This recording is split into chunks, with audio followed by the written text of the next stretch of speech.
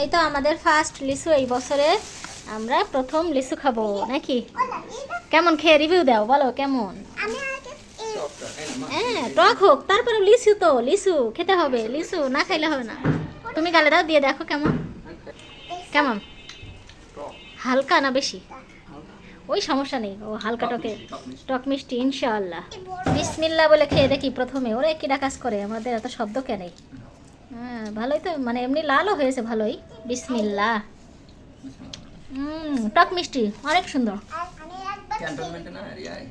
বিসমিল্লাহ বিসমিল্লাহ, অনেক সুন্দর।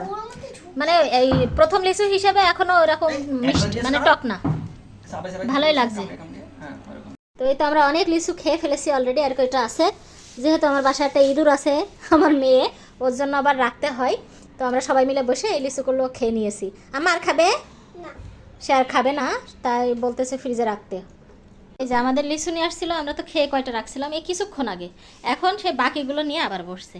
মানে একটা বেলাও পার হবে না লিচুগুলো, তাই তো? 1 ঘন্টা, 1 ঘন্টার মধ্যে লিচু খাওয়া শেষ। মানে যা কয়টা থুইছিলাম ফ্রিজে, আবার মানে এই 1 ঘন্টা পরে আবার বের করে নিয়ে এসে খাওয়া শুরু করে দিয়েছে। এখন এই লিচু শেষ, আজকের দিনের জন্য শেষ। আবার কিনে নিয়ে আসলে হবে না, আর খাওয়া হবে না আপাতত।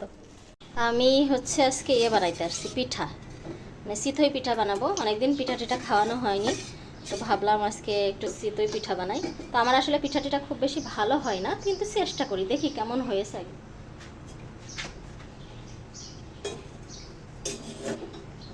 তো এই তো মোটামুটি ভালো হয়েছে, মানে খুব বেশি ভালো হয় না, আবার একবারে খারাপও না, চলে আর কি।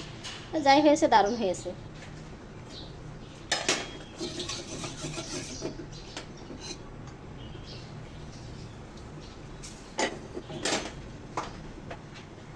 তো পিঠাগুলো এক এক করে বানিয়ে নিই।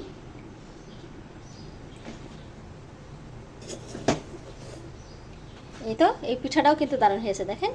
যাই হয়েছে আলহামদুলিল্লাহ, সবগুলো এভাবে আমি বানিয়ে নিই। তো এই তো আমার পিঠা বানানো রেডি। যাই হয়েছে অনেক সুন্দর হয়েছে। দেখি আমার স্বামী কি কয়। না, পিঠা বানাইছি তোমার জন্য, গরম গরম পিঠা। বলো, খেয়ে বলো কেমন হয়েছে। ধরো, থ্যাংক ইউ দিলি হবে, খেয়ে বলো কেমন হয়েছে। কি দেখাবা? গুড়, গুড়, খেজুরের গুড় দিয়ে সে পিঠা খাইতে খুব পছন্দ করে।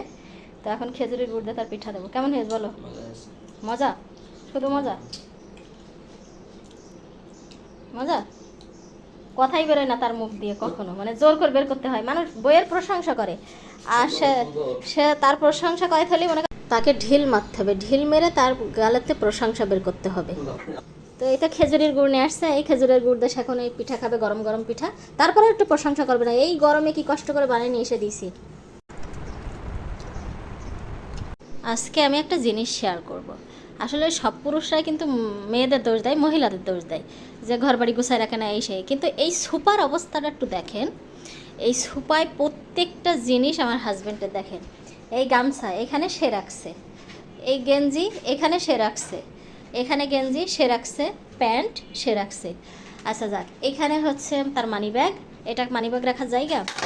আর এইখানে হচ্ছে দেখেন তার মোবাইল, তার চাবি, বই। বই বের করলে সে পড়াশোনায় যা করে কোনো দিন উঠাই না, মানে উঠাই, কোনো দিন উঠাই না বলা ভুল, মাঝে মধ্যে উঠাই।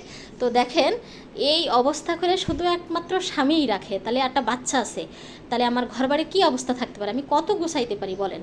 আমি একা মানুষ কত গুছাইতে পারি? এইভাবে যদি রাখে তাহলে আমি এত একটা মানুষ বলেন? এর স্বামীদের কাজই হচ্ছে এইটা।